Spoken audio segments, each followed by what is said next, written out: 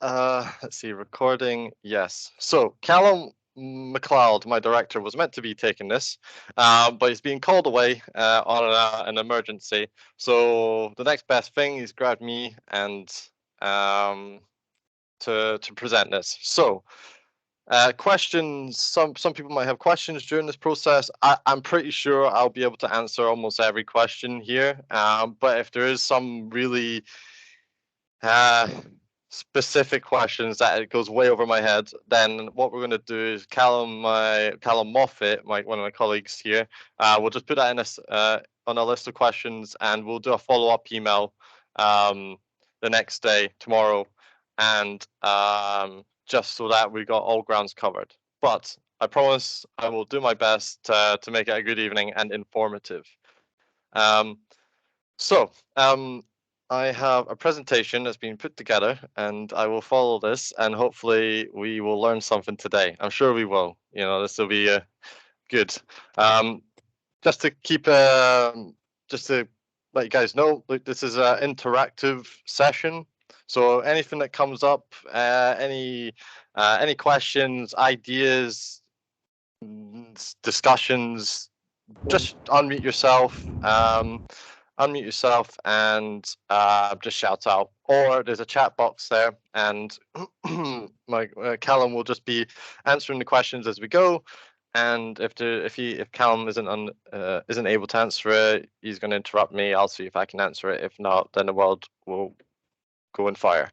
So what we're going to do, my name is Daniel. I've worked with some of you. It's good to see some faces here, but I might be a new face to some. I am the senior client relations consultant at Glampitect. I've been here for a year and a half, 2 years now, working in the industry, and probably worked on over 150 projects since I've been here. And I've got Callum Moffat here. Callum, do you want to do a quick introduction? Hi guys, yeah, it's good to see some familiar faces as well. Welcome tonight. So I work as a client relations consultant alongside Dan, helping people and advising on their projects and supporting them to make their visions a reality as well. So nice to be here with you all. Thank you, Callum. Yeah, so half our job is assisting you. The other half is acting as a counselor when we all get wobbly knees. So we're always good at having a chat. But hopefully this will be quite informative for you. So I'll just jump straight into it. So let me share my screen. Everyone can hear me fine, right? That's good. Nodding heads. Yeah, perfect. I should have asked that at the beginning before I had a rant, as you do. So. Full screen mode. So there we go. So like I said, my name is Daniel Hood. Who am I? I am not Callum, but Callum, my director. Basically, he is a director of North Coast 500 Pods, Glampitect, Glampitect Global, and Glam Compare. You know, entrepreneur in the glamping sector. So we have a couple of glamping sites of our own up the north coast of Scotland. We're based in Edinburgh, but we cover the whole UK and Ireland, and we manufacture units in the Middle East, and we're also just about to expand in the North American market this week, actually. So it's exciting times for everyone. So with our glamping sites, we've won awards for the best glamping site in Scotland. Worked on over, well, it says 400 glamping projects worldwide. That number's reached 700. So 700 plus. We've hit the 700 mark. It was either the beginning of this week or last week. So again, trying to shoot for the 1,000 project mark, which is fantastic. And yeah, we own 2 glamping sites with 3 more in various stages of design. So, you know, we're trying to get our fingers in all the pies, so they say. So North Coast 500 Pods, that's our glamping site brand. So we opened back in 2019, just before chaos struck around the world. Originally, Callum's parents had a bit of land, doing nothing, probably like many of you, having a bit of land and just want to have some ideas on, you know, how to make some money off it. So Callum's idea was just to get some glamping units on there. So the first site was in Melvick. We've got 4 units there. It's on 0.15 acres, and we've got 4 units, a communal area, a storage unit, and a car park. So it's probably as legally as compact as you could probably get it. So then we wanted to expand 6 to 12 months later on the other side of the tippy top of Scotland. So on the other side in Brora. No. Yes. So Camelvic's on the west, Brora's on the east. And so some of you might be looking for land.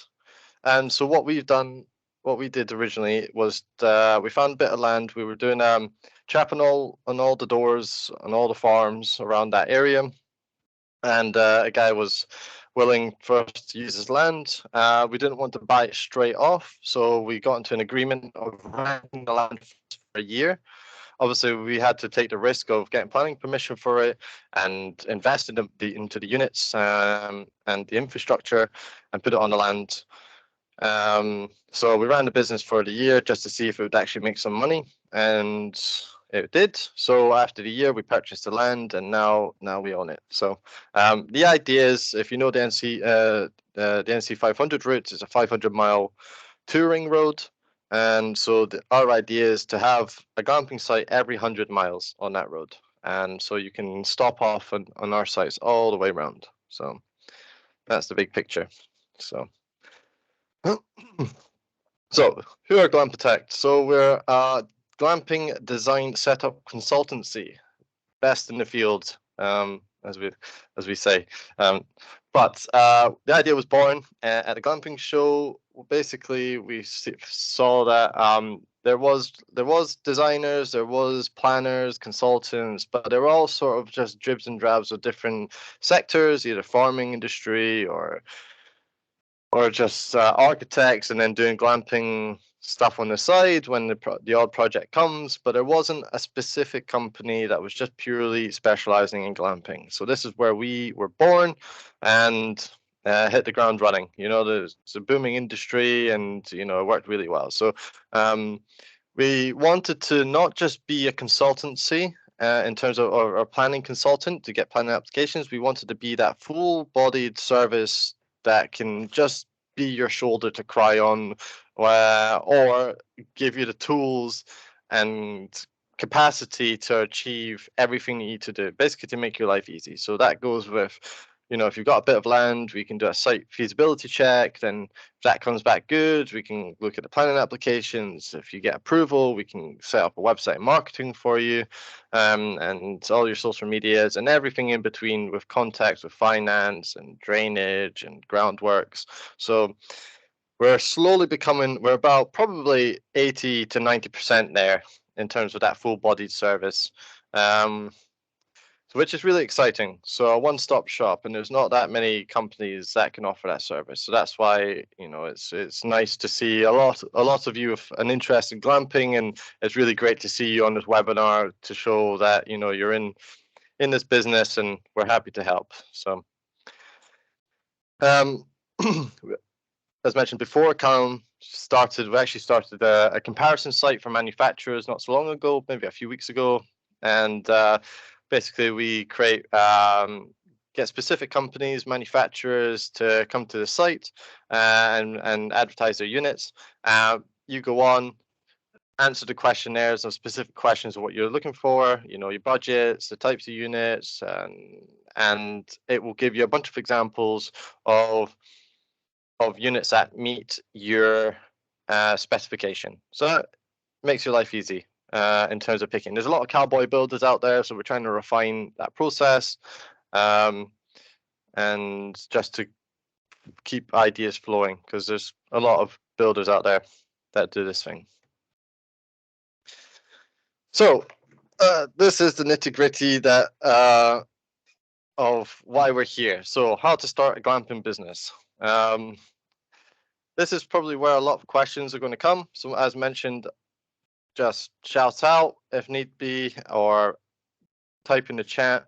If I'm unable to answer the question, we'll get it answered either way. I'll try and go into as much detail as I can, and we'll just take it from there. So what is involved in starting a glamping business? Obviously, the first thing you'll need is land. Land to then get planning permission on, to then, that's the first hurdle.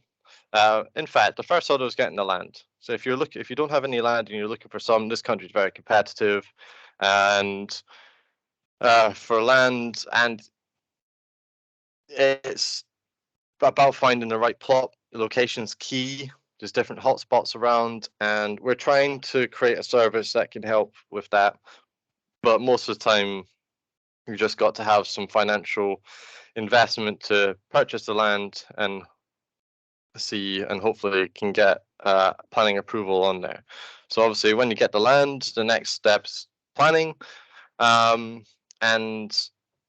that can vary depending on what you're trying to achieve. So some councils are still classifying glamping units as caravans.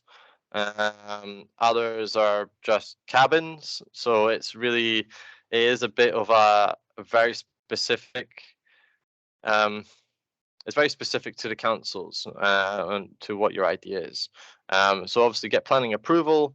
Then it's a massive amount of your time and effort will be marketing. So, there's a lot more glamping businesses out there. You've got to have unique selling points, more things you add to your site or combine it with another business that you want to run. There's all unique selling points to then market that. So social media is great. They say it's like 96% of holiday makers are influenced by their decisions from social media. So the other one is 86% of people book online. So you need to have your website, you need to have the socials to influence, you need to have a booking system there to make it easy for people to book. The other 14% of those bookings are people phoning in and carrier pigeons. So it's just sort of, if you have an easy way of booking, people, you'll get business. But then you've got to, I usually say then at that point, your first year running the business is a trial and error year. And this is where you're going to find out what works and doesn't work. Maybe your initial ideas don't work, but then you start playing around with different times of the year, different types of marketing in the winter, in the summer, and you start having a feel of, where you're going to make the most efficient amount of money. And obviously this is how we help during that process too. So a major question that always comes up, how much does it cost? So we start seeing better return on investment with 4 units and above, just because of, obviously you can make your returns back with 1 or 2 units, but when we add in all the calculation or all the costings for the groundworks and utilities and then the units, and then we had to pay 20 grand for a retaining wall that we didn't really need in the end. So like these added costs can throw up, but you're probably looking at around, with 4 units, 4 glamping generic pods, you're looking around between 150 to 200,000 pounds on average. That can vary on the units. Maybe that's looking at maybe 25 to 30 grand units. It can also depend, by how many surveys that you need. That you can have a massive bill of surveys. The landscaping could cost you an arm and a leg. Our first site in Melvik didn't really need much landscaping. It was quite flat. Our second site was on a hill, so we had to level it out like stairs, and that was frustrating. Your utility bill, we got quoted to hook up the electric on our second site. It was 80 grand. Mind-blowing numbers, but then obviously we're looking at different quotes, different companies, different renewable companies that could offer electric and stuff. We managed to get the bill down to 5 grand. So you might not be as fortunate fortunate is that you might have single phase electric, a single phase transformer, and you're looking at to do 8 to 10 units. That's not going to happen unless you upgrade the transformer to a 3-phase electric, and that's going to cost you about 30,000 - 40,000 pounds. But if you were all good, and in these matters, and there's no real hiccups, you're looking at between 150 to 200,000. But that's just generalizing. But that's just roughly what that would be. How to pay for it? There's different ways. I'm pretty sure there is slides. There we go. Yeah. How to pay for it? These are only subsections. Great. That's fine. I was just waffling along. Okay, so how to pay for it, what units to use, planning permission, feasibility study, and Glampitect help. Right, okay, now I can go into it. Yeah, so what's involved? Business plan or ideas?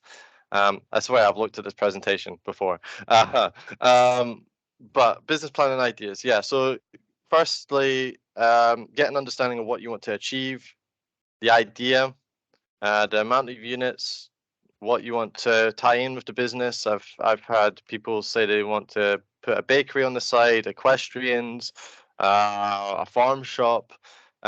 These things can be really good for the business, and pubs are great as well. Had a few pubs wanting to expand into the market, and so from that idea, just get everything down on paper and see what everything will cost, and put a business plan there. If you are looking to get some funds, it's going to be an expensive project, but in the current climate, the return on investment is really good. On average, you're going to be looking at less than 2 years. So the business plan, if you need loans, it's good to put a business plan together, and go to the bank, or relatives, or asset finance. You've got a bunch of things that you'll be able to pay for. Land or utilities, as mentioned, utilities can be expensive, and so can the land. Feasibility studies, if you looking for land, get a feasibility study done, qualify the land first before buying it, or if you land already, see to get sanity check the idea. Sanity check the idea to see if it's actually feasible, possible. Choosing the units usually from the studies, they'll recommend what your council likes and don't like. So you might want to go for shepherd's huts or cabins or hobbit houses, tree houses, but they all have their different price ranges. But in some areas, shepherd's huts might be easier to get planning approval, but they are slightly more expensive than generic pods, just because they're on wheels and technically they're movable. But and then you can get tree houses, but a really good tree house, technically, if it's a pod on stilts, it still classes a tree house. But in my brain, I don't class it as a tree house, but it does, if you're going to use marketing. But like but a proper tree house, in the trees, like up on a big tree, I've seen them charge like £400 or £500 a night, fully booked all year round. But it's a lot more expensive to put together. It's like 150 to 200,000 just for a treehouse, but it does pay off dividends. So if you do have a big oak tree somewhere, and you got funds, get a treehouse. They always pay off. But yeah, from that, you need to get a site design and planning permission. Like I said, if you're in greenbelt land, you've got a bit of an uphill battle. With greenbelt, you'll be looking at creating the argument of very special circumstances, and you need to look at what's in the area and be able to adjust your site to that. It's recreational use, as they call it. So then you've got national parks, which isn't more hoops to jump through, but some are really bad and some are really good. Obviously, getting a study done will qualify that land, and you can see what you can and cannot do. Groundwork and contractors. A lot of people that we worked with are farmers, and they can do a lot of the groundworks themselves. I always say, look, if you can do something yourself, do it. You'll save a lot of money.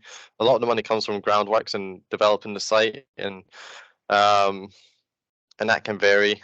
So it ties into like utilities and stuff as well. But then you'll be looking at maybe creating a new access to the site, new road, new hard standing paths everywhere. Try and avoid using cement. So it'll be big ground screws. Like this, I'm 6'3", so it'll be big screws bigger than me going into the ground, and you just sit the units on top, and some more environmentally friendly to the sites. Um, and then obviously websites and marketing will be part of the business too. So just to get it running. So how much does it cost? Obviously, I've jumped in a little bit, jumped ahead. So obviously for number, type, and delivery units. So I would say an average costing for a unit nowadays, like for a high quality unit that will last 10, 15 years, you'll be looking at between 25 and 40 grand. You know, there's units more than that, 50, 60, that are a little bit more specific, more specialized. And just pick the units that you prefer. But you'll have delivery costs on that as well. So obviously that will vary, and each manufacturer is different. Depending on the size of the units too, you might need a police escort, which is even more expensive. But sometimes you can build it on site. Sometimes, most of the time, they'll be built in a warehouse and delivered to you. So you'll be looking. That can vary from like 5 to 15 grand, maybe for delivery, depending on the situation, because there's a lot of variables. Land, groundwork, and utilities. If you do need some landscaping, let's say I'll base everything off a 4-unit site, because that's like where the sort of the averaging costs are. Well, the land itself can vary. Cheaper land is usually harder to get planning for. So if you find a really cheap bit of land somewhere, it's probably got a lot of restrictions to it. Groundworks don't usually tend to be too expensive unless you do have some issues with the land. You know, you might need to. Sometimes if the land's really sandy or high clay, the drainage to the land is a lot harder, or a lot more is off. So you might need added added things to mitigate it. That will start off with a percolation test, probably as a survey from the council. But you'll be looking at anywhere between 20 and 50,000 for like groundworks and utility installation, depending on how severe. And as mentioned, utilities, electric's the most important one. And as mentioned, we got quoted 80 grand for that first installation, but always get additional quotes.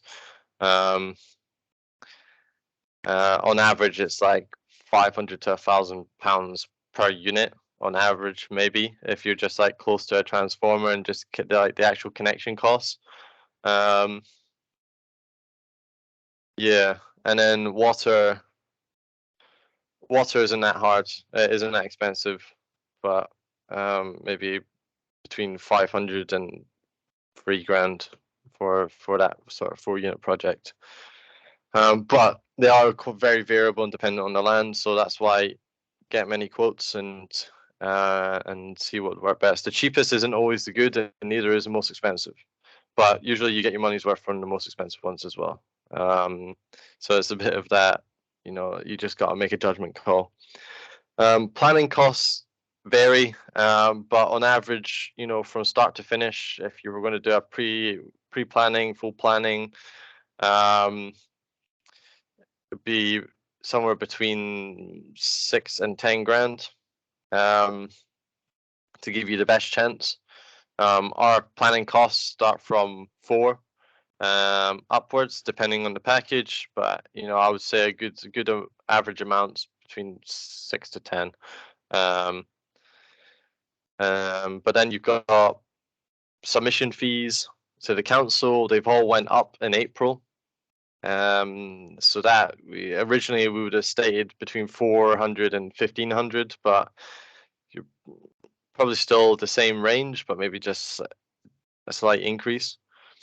And surveys, as mentioned before. So on average, probably the lower end of the surveys will cost like $1,000. But I had a client the other day that got quoted just like 11 grand for like multiple biodiversity, preliminary ecological assessments and stuff, like and a whole list of them. And it's about finding a good survey company too. So you need to take these. The surveys are hard to predict though, because you might not always need them, and you will only find out as soon as the council tells you when you put a planning application in. So be wary. And website and marketing costs. So on our end, it costs around, with a website and a booking system, it's about $4,000 plus VAT. We've got, from setting up our marketing, our socials, we've got about 70 to 80,000 followers on our Facebook and Instagram from promoting our sites. So usually, anyone can make a nice looking site.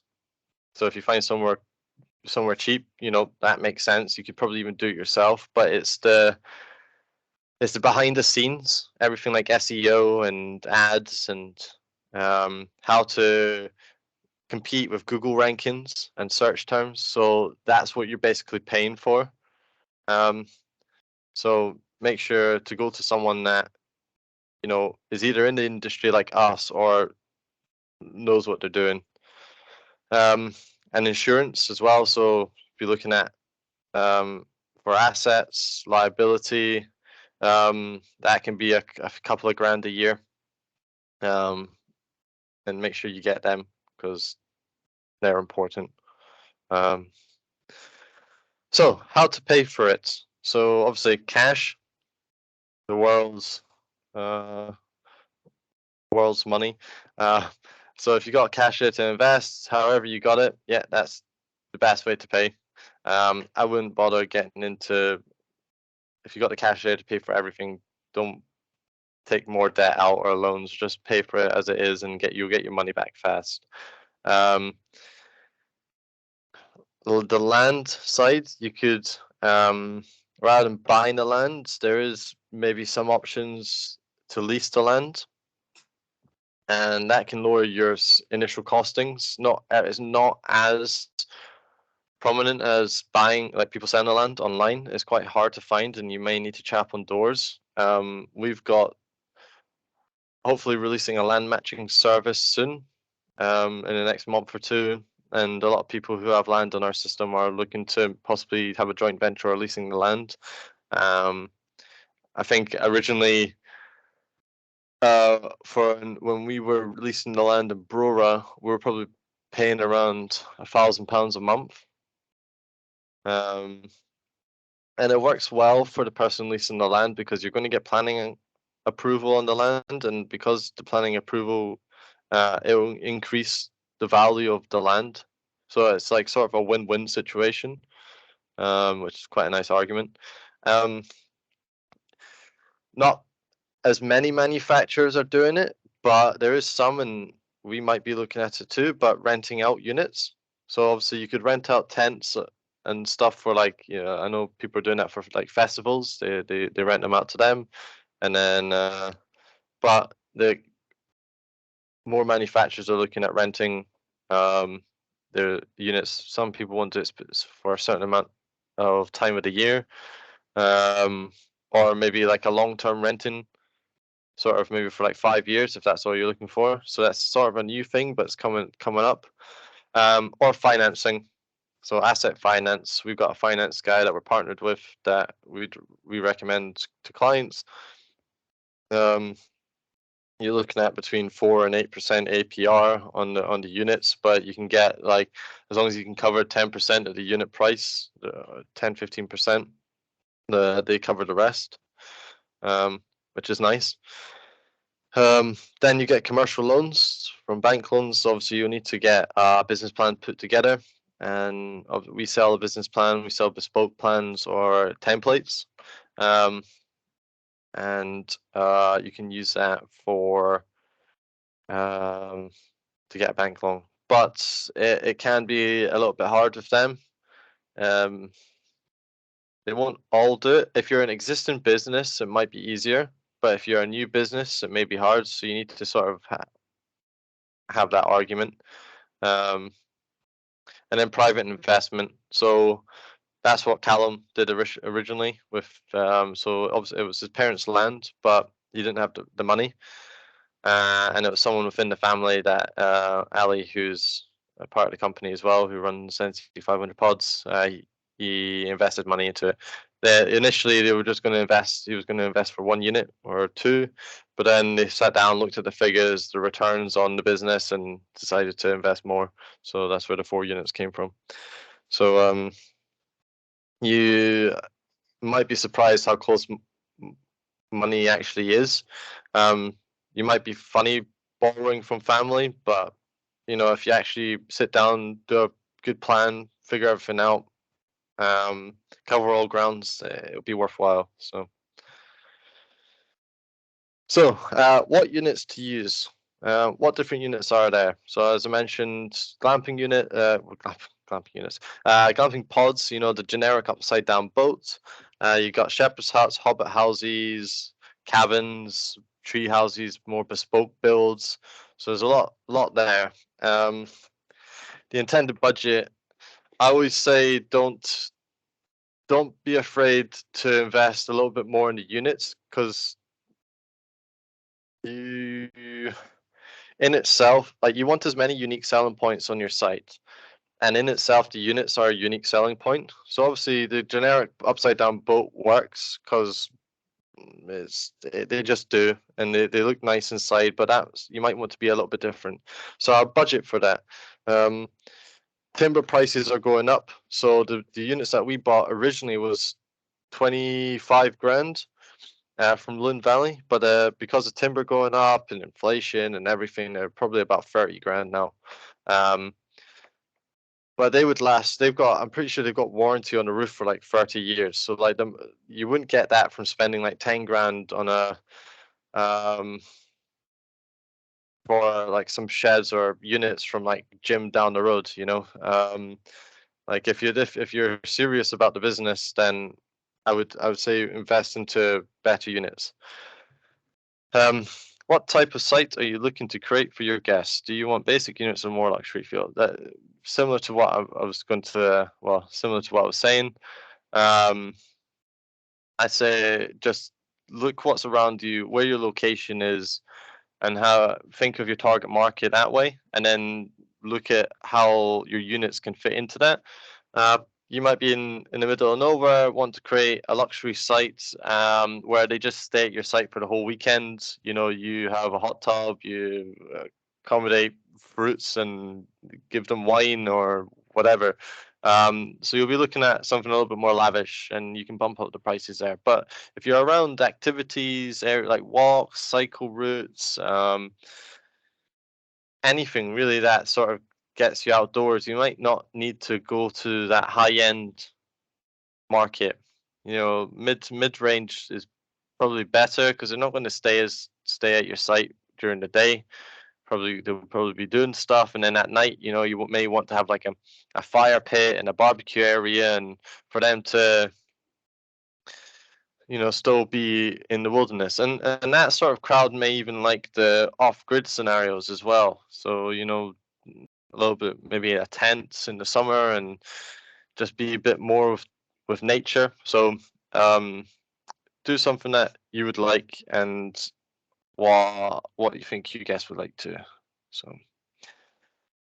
unit size and guest capacity. So on average, each unit's going to be accommodating 2 people. We wanted to open our target market up a little bit by having a sofa bed. So we market for 2 but accommodate 4 just in case. So that could be either a family or 2 couples or whoever. We tend to see a little bit of longer returns when you have like large units that have like 2 bedrooms, but not a massive difference. And if that's something that you want to have, go for it. Not many sites, majority just accommodate like 2 people per pod. And then some others might have families too. So if you're going to have more cater for a family site, you're probably going to have that. So I would have a think. But on average, I would say, yeah, two people per pod, with the option to 4, and then you're not as restricted. And the unit size is usually about, on the average, 7 meters by 3. That's for like the upside down boat sort of style, but obviously that can change depending on the unit. Shepherd huts tend to be a little bit smaller, maybe 5, 6, 7 meters, probably 6 meters, maybe 2.5 meters wide. Tend to be a little bit smaller and a little bit more expensive, but they're good for a specific audience too. Would you like the unit to be fully kitted out, or do you just want a shell? So yeah, I'm sure there's tax reasons for that. I forget the which way it works. I think if you buy the shell, it's 5% tax. If you buy it fully kitted out, it's 20%. But I read somewhere that it may have changed, so don't quote me on that. It might be worth having a little Google. But I know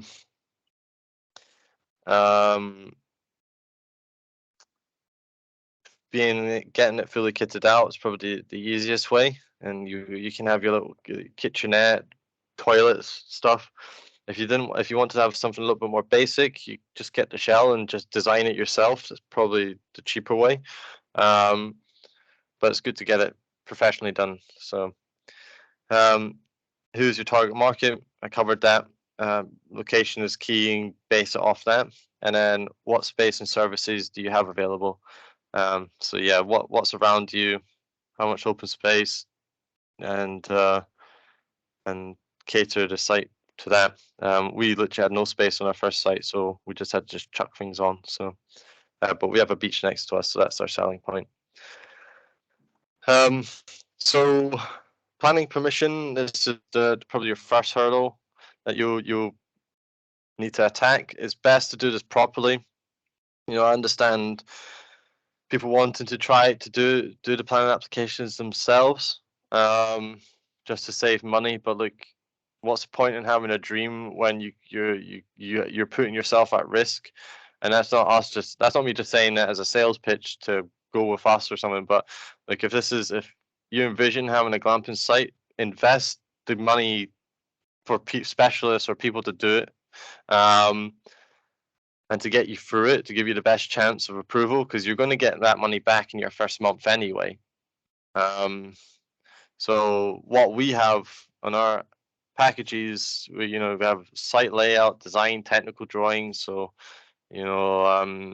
boundary lines, layout of where the units are going to be, additional landscaping plans, elevations of the units. We'll have all the reports too. So design and access statements. We put a market research document together as well based off your area and creating a better argument for you. Visuals, 3D visuals, artist impressions, or what your site would look like from a designer's perspective. They can be upgraded as well to photorealistic drawings, which you can use for your marketing. It's really nice. Planners really like them. Unit elevations, as mentioned, so the size of units, width, height, length, dimensions inside too, if you really want to go into specifics. Drainage options. So a drainage plan, where your piping is going to be, whether you're going to use a water treatment plant, a septic tank. Councils are trying to phase out septic tanks and look at more water treatment plants because they're more environmentally friendly and they don't need chemicals. They just have air and bacteria. So a water treatment plant soak away to then, the excess water that comes from that. They say it's so it's safe enough for you to drink it. So I'm not doing that, but you can try it, but I don't quote you.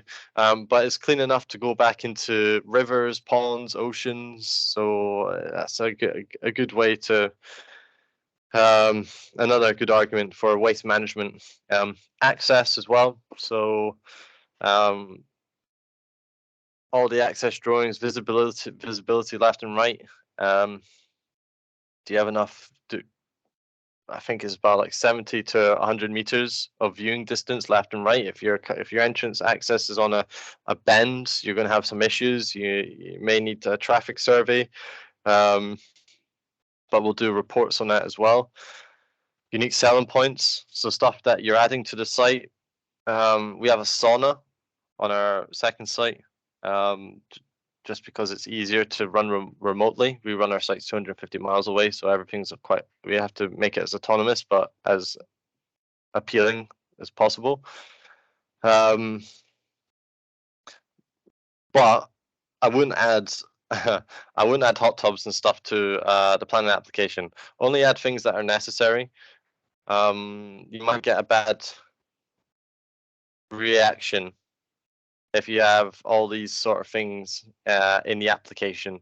It may be viewed on as a party site, and that's what you don't want. So only have necessities in the application.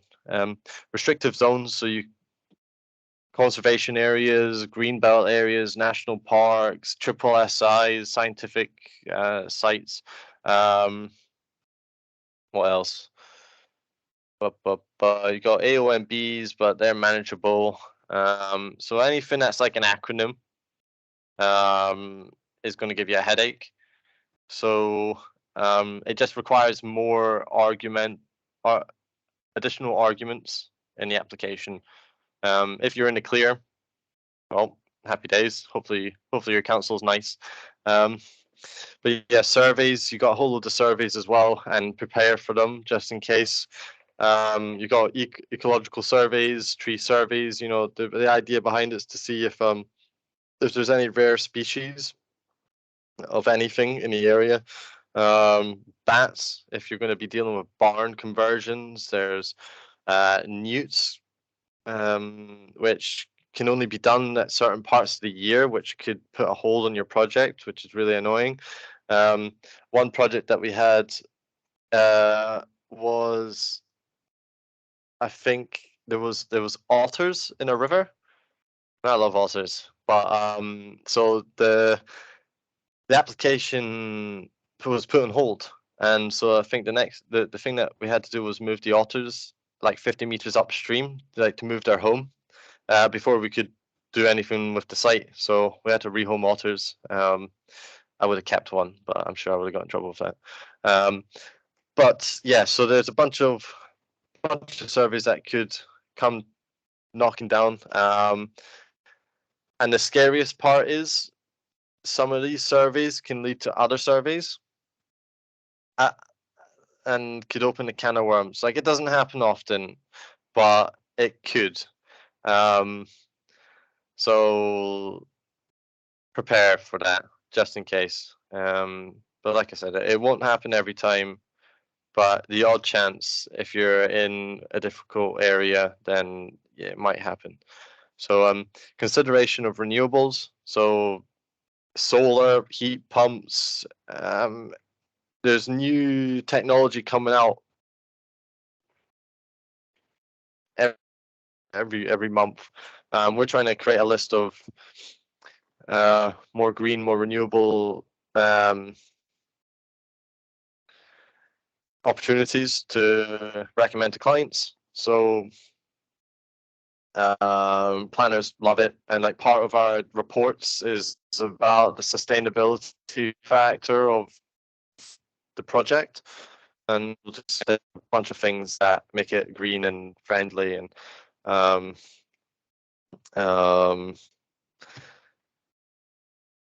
put you in a good way forward. And then also on our end, we've got different types of planning packages. So we have a full planning light. Well, the full planning, which starts off at 5,997 plus VAT, which up to 4 units.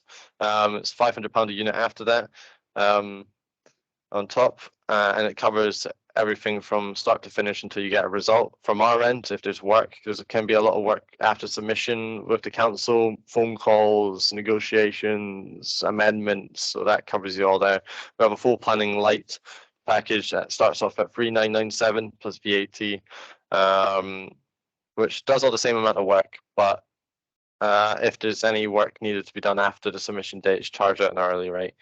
So that's usually intended for either super easy or super hard projects, or projects that are skipping a pre-planning stage, because we try and avoid doing pre-applications, mainly because they have been either vague or overly negative for like the past 6 to 8 months across the country, and they're not really taking that seriously. So it can be a waste of money, not always, but it's just a risk that you take. So how can we help? So if you're at the early start of the process and really have, in that information gathering stage, you're not maybe not ready to pull the trigger on a planning application, a good first step is a feasibility study. Gains clarity, scope of your project, and assess the potential of what you can and cannot do. So, 25-page report. 70% of it is about your planning probability. The rest is about your construction challenges, demand in the area, and your project cost breakdown, and what your return on investment would be from about 50 to 70% occupancy. We look at then, we can help with business plans. So detailed market research, advanced revenue modeling, and growth forecasts. That's way out of my league, but we have a research team that put these together. So we have a template at 497 plus VAT, but we have a bespoke version as well for 1997 plus VAT if you want us to write it for you. Planning permission. So everything that was discussed before, design and plans, market research, council submission, we can do all that. A pre-planning application for up to 4 units is 1997 plus VAT, plus £250 a unit on from 5 upwards. And I mentioned the prices about the full planning application as well, the full planning light and full planning. We do concept designs as well. So if you did need drawings and you can do the reports yourself or something like that, we're quite malleable in every situation. Just want to make your life easier so we can fill in the gaps, especially if you're working with another planning consultant, and they're not as confident in a glamping project because they've never done one before, but they understand the council. Then obviously we can help with them, and you can have 2 people in your corner and give you the best chance possible. Websites and marketing, so do the full website design, web development, hosting, and online booking systems, but also teach you how to run everything and how to do it properly and have that support. So that starts off at 3,997 plus VAT for websites and the booking system. If you've done a planning application with us and get approval, it goes down to 2,997 plus VAT. And then we have like social media management for like Facebook and Instagram, £500 a month. So consistent stuff. So that's how we can help. So that's good. So our sites, North Coast 500 pods. That's like Melvick. So see the 4 pods here, communal area, and then there's a really lovely beach over here as well. That basically it sells itself. We probably charge around 130 to £150 a night. Peak summer when there's a cancellation, we were selling. It reached £250 a night. So just like this is how your prices can fluctuate. I could jump on. Is that all the slides? Oh, I timed that pretty well. Sorry, I've been rambling on. I hope this has been constructive. Let me look at this. I can't click on that. Okay. So that is that. If anyone has any questions, I'm going to have a little sip of water because I've just talked for so long. But I hope that's useful. Just now, look, anything that I've talked about, any notes that you've made, anything that's confusing, or still have no idea what I'm talking about, unmute, shout out. Callum, was there anything in the chat at all? There was a few questions. I think what one you touched on is what sort of surveys can you expect? I think you mentioned a few of the most common ones there already. So I think hopefully that's been addressed. And other than that, hopefully we've addressed the ones in the chat. But yeah, feel free to come off mute and jump out if there's any more. So we've just had one in actually. How long on average is the whole process from planning permission submission to first booking? Good question.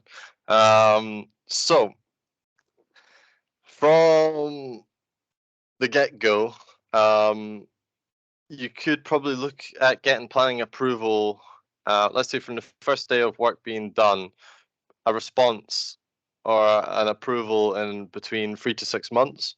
I would say surveys add on a month. Pre-applications is between 1 and 3 months. So obviously you're going to have to add that on to the whole process. And your first booking, I say, you have bookings from day one.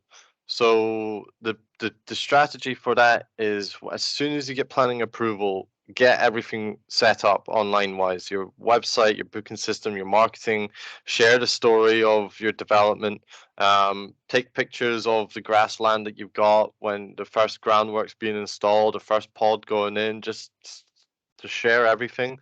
Our first month we had about 70% occupancy. Then we had 85, and then we were fully booked the 3 months after that from opening. So this is why we're massively massive advocates of marketing for the site, because that's the only way you're going to make money. So I hope that answers your question. So from day one, so 3 to 6 months on average. I've seen ones that have been longer. I've seen ones that have been shorter, and then you can get bookings as soon as you. Well, it's about you probably from approval. Then you've got maybe a month of development, so construction on site, but you time everything correctly, so everything's going in at once. Some people like to jump the gun as well off the record to then do the groundworks themselves, but naughty. Should do things by the books. We've just Anything had else in another chat? question. Yep. Any big differences between England, Wales, and Scotland when looking for planning permission? And thanks, Yes. great session, Dan.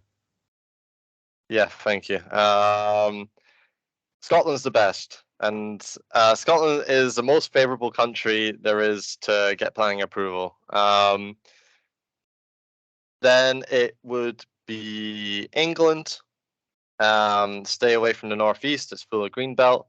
And Wales is quite hard. Not hard. But some councils are really difficult. I know that the south or west of Wales just now are having phosphate issues, so it's put a lot of hold on applications. Snowdonia, the national parks and stuff, almost impossible unless you're an existing business. North Norfolk is also impossible unless you're an existing business or a farm, which is also, they like to keep everything nice. Generally speaking, most areas are fine. There's a heavy amount of green belt in the Birmingham area as well, and that can be quite restrictive, and sort of the Midlands-ish. When you get down to the southeast or southwest, like Devon and Cornwall, it's quite easier. But just because of the hotspot, there's and then you got the southeast that seems kind of favorable as well. And we've got quite a few approvals in the southeast. So yeah, England, Scotland's the easiest. And then Wales is the hardest. Northern Ireland is quite hard as well. But have we got anything? I'm just going to go through these questions, go down. What about Essex? Essex, bruv. I need to see. I don't know if we've got any approvals there. I know. So if you go on our website, we've got at the top. There's like our projects. So we've got a map that has all the councils that we worked with before, and you'll be able to see what we've done, how many feasibility studies, what planning projects, what existing sites, and don't be afraid if we haven't worked with the council that you have. We're working with new councils every day. And I'm sure we can figure it out. Just start off with a feasibility study. Does land being in an AONB make securing planning harder? Yes, but not to the extent as like Greenbelt. So the main thing about AONB is like the visual impact. That is being disruptive. Like you'll be looking at it's really funny. So you'll be looking at more screening, more but the better that you hide your sites, the easier the planning would be. There is issues that if you use too much glass, like too much windows, it's too reflective. So that's also having a visual impact. So you need to be careful not using too much glass, too much reflective. But technically speaking, we've had approvals in AONB, so it's you still got a chance.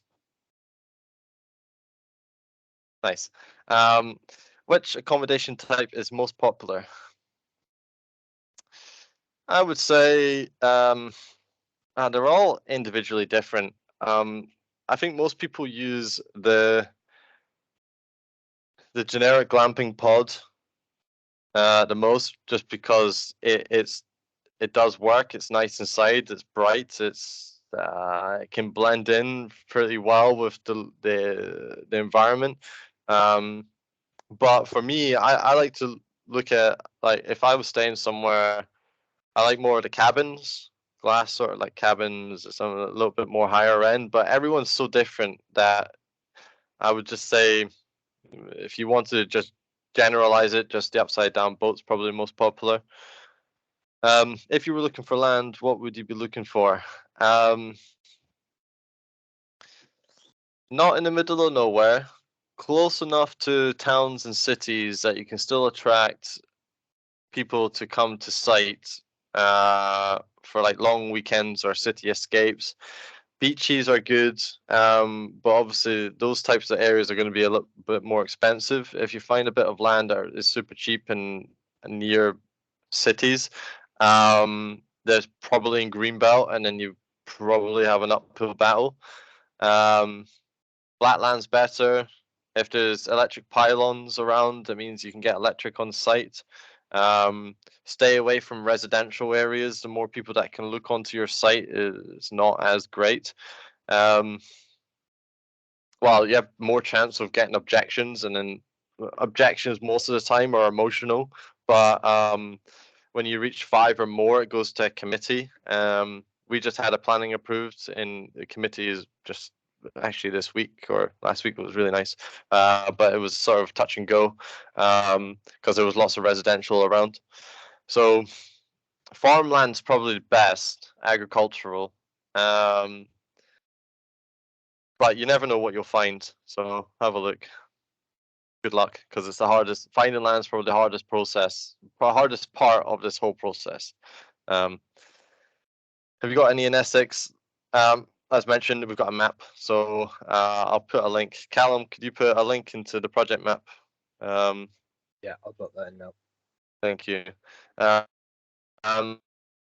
if glamping was in the area of a listed property. So yeah, listed buildings. Not impossible, but there may be issues. We were dealing with a farm that the courtyard was all listed, and then but we were dealing with and like we needed to expand the access point, which was going along the courtyard wall, which was a listed building, and that was causing some issues. As long as you're not actually touching the building or doing any development near the listed building, it should be fine. But if the whole property is listed, then I think you'll probably need to do a pre-application at that sort of point if you're still really wary, just to get an understanding of if there would be any issues. I already have a pop-up campsite on my own land. I hope that's going well. I have had planning just go through to open from April to September. Will this make it easier to get planning for the pods? Yes, I would say. I say because you're technically an existing business. If you're an existing business, if you have land and you're doing the glamping site as part of an existing business, most of the time it's easier to get planning for it because you're just expanding something there. Sometimes some locations, some councils, that's the only way you're going to get planning approval. And or if you're a farm or something like that. So it's a nice argument to have, and I would say, yeah, make sure you milk it when you get to the glamping stages. So, what's the best way? I know that we've went past 7 o'clock. I'm happy to stay on for however long. So if you need to run off, do so. I don't blame you. I feel sorry for you listening to my voice the whole night, but I'll keep going through these questions. So, what's the best way to start a conversation with yourselves? What's the best way to start a conversation with yourselves? Definitely want to move forwards with my plans for a site. Already have land with permission for a touring caravan site, which was never completed. So what? Give yourself a pep talk. You mean like what you need to do to get moving forward? Look, if you've got permission for stuff now, and you have funding, just grab the bull by the horns and just do it. The current state of everything now for the what's the word? Oh God, it's late. The current state of this where's the word? This like glamping scene. Everyone's going nuts for it. You want to get your return on investment fast now when it's prime, and then have set up enough unique selling points, set up a following, so when it reaches that sort of what's the other word? Oh God, this is going terrible now. The saturation point. That's it. When there's a saturation point of businesses, you want to already be preset before that and be able to know what works for the business. So then you can be able to be in a better position to be better than your competitors, essentially. So that's where the advantage is in starting now rather than 6 months down the line. So, and just not look, even if you're thinking about doing a planning application now as well, or moving forward with the project, now is the best time because you could probably get planning approval by the end of the year or beginning of next year. You'll be open for spring and practice a business at lower occupancy, not be fully smacked in the face with full load of customers, because as well as that seems nice, you're going to hate it. You want to run the business with smaller occupancy levels, see what breaks down in the business, so then it prepares you better for summer, and you'll know what works. So I know I rambled on there, but I hope that answered your question. Got to go. Thank you, Laura. Okay, is it better to have a variety of different accommodation or all the same? If glamping, I'd say maximum 2 different units. 3+ different units gets a bit confusing. Unless you have a specific reason for that site. Like if you watch Johnny Vegas's glamping program, you'd had just a bunch of cars and buses and whatnot. That's probably okay, but I would say have the normal units and then have like a honeymoon suite like ours. Like have a little different, have that different. You don't want to confuse your target market of what your site is. You don't want to confuse the idea. So I wouldn't be wouldn't go too crazy on it. We own an existing use. We own an existing use for a caravan site that is available April to October. We want to change it to a glamping. It is in a AOMB area that use has been on the land since World War II. Yeah. Would this be easier to convert to glamping pods? I would maybe say yes. Definitely would need to look at it. So I would say send some information over of the land. We can do some digging on that. Usually, if there's like an existing sort of site there, it would be easier. Like you could say that you're improving the land and the business for this. So definitely worth a shot. What if you haven't operated it for a couple of years? Well, the council no need to know that part. You can create an argument for it, I'm sure. Or if it's not being used for a couple of years, then there's a reason for that, and you want to develop it. So I'm sure it'll be okay. What would be your target takings for 4 pods per month / year?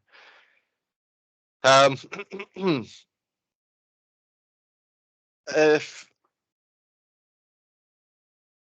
so,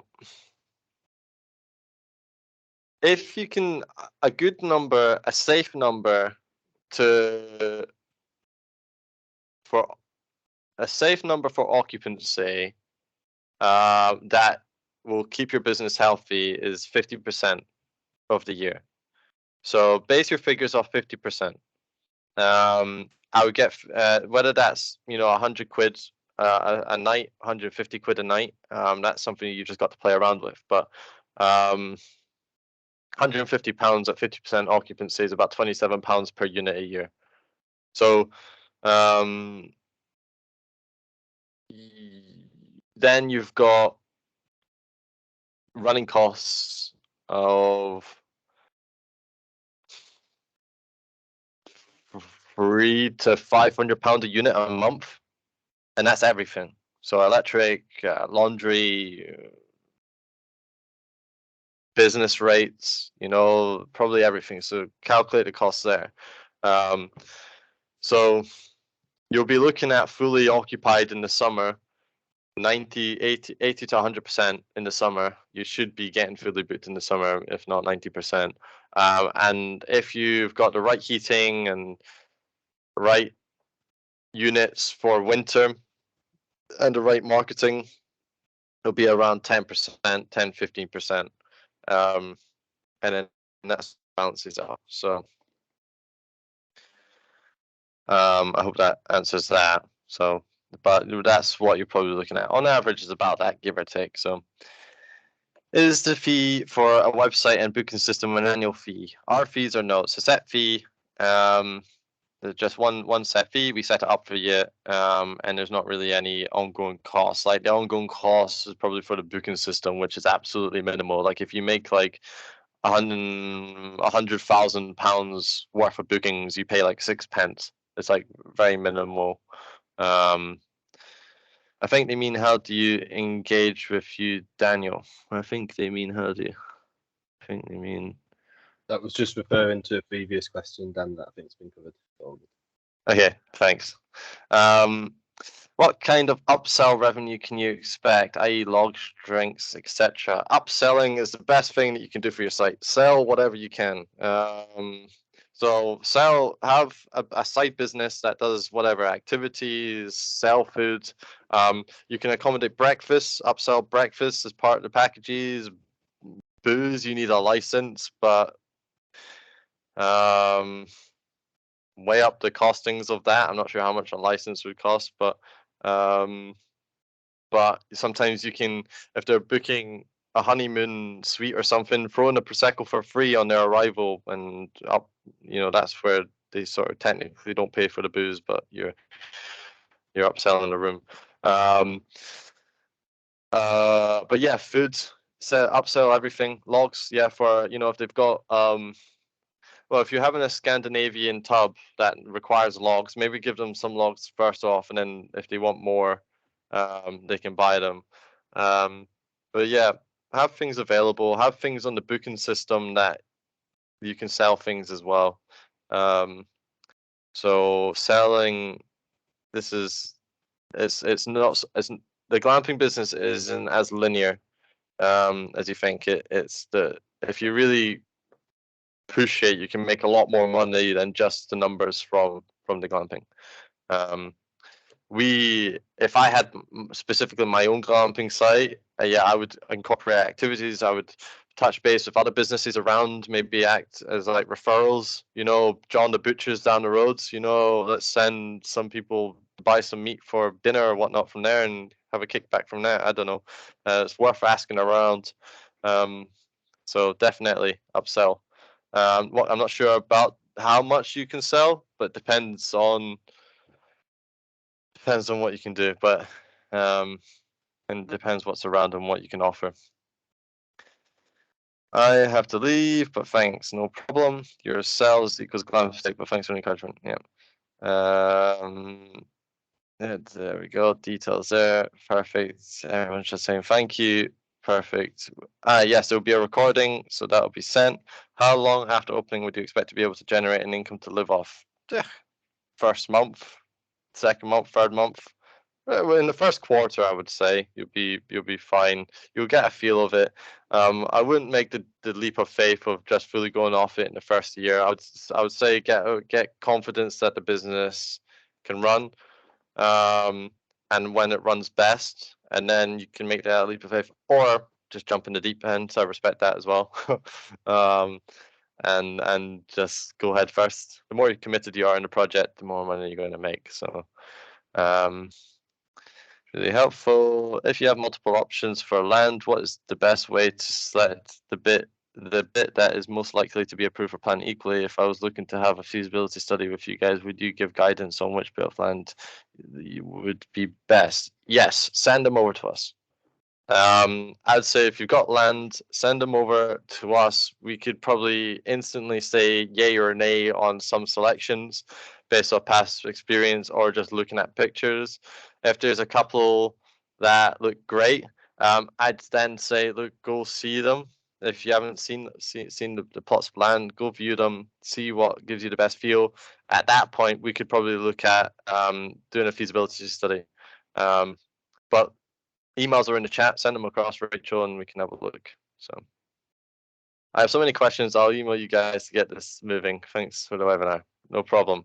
Email questions, give us calls. I can touch base as well. If you want to have a chat, email me or Callum, and we can touch base with you. Going to shoot off. Thanks, Daniel. How business rates is calculated? Size of the land, quantity, pods. Good question. Good question, and this will probably be the first question that I'll send to Callum, my director, and I'll get back to you, Adam, on that. Thank you. Cool. Okay. Well, that was fun, wasn't it? Was that informative? Shake heads. Yes. No heads. Okay. Great. Cool. Right. Look, if you do need another conversation on this, I'm more than happy to have a chat with you. I'm available this week. Don't tell anyone, but I'm getting married next week, so I might not be around for the next rest of July. But Mr. Moffat here will definitely be able to help. I'll be helping this week and next. Anything more than that, we'll still be able to help. But look, thanks for coming. This is recorded. I'll send you it anyway. Anything that's been missed, no problem. I need a wine. That's what I need right now. So I will speak to you soon. Any other questions, email us. Thanks for coming and have a great night. Thank you. Bye-bye. Thanks, everyone. Thanks, Dan.